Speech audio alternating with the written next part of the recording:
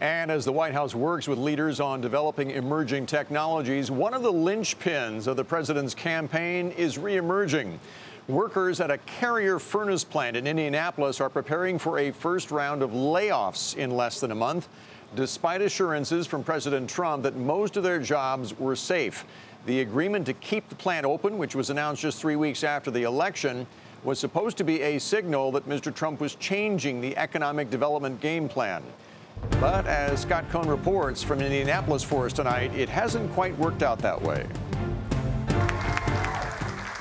A new president and a new day. They're going to have a great Christmas. 1,400 factory workers had been told their jobs were going to Mexico. Now the president-elect said 1,100 jobs would be saved, at least. So the 1,100's going to be a minimum number. Well, I knew he was lying. Just an hour earlier, union leaders, including Robert James, had gotten a different story from the company. Only 730 jobs, a little more than half the factory workforce, would be saved. The other 400 belonged to the engineering building, which was something that we knew from the beginning that was staying and that was not leaving.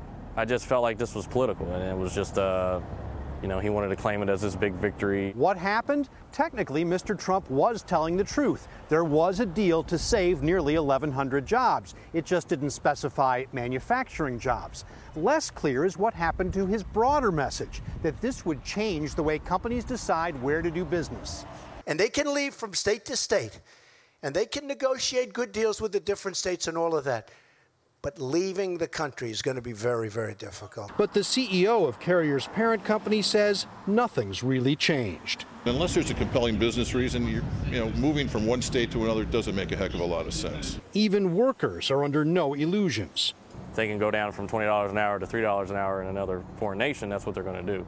So you're not going to do that from going from Indiana to Michigan or Indiana to Tennessee. Proof, critics say, that the Trump strategy is flawed.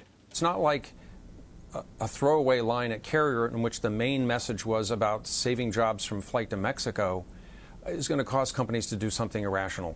State officials here defend the $7 million in subsidies they're paying Carrier to stay. Having those jobs here, high-wage jobs, is helpful to our economy. But even they admit they prefer to pay companies to come to Indiana, not pay them to stay.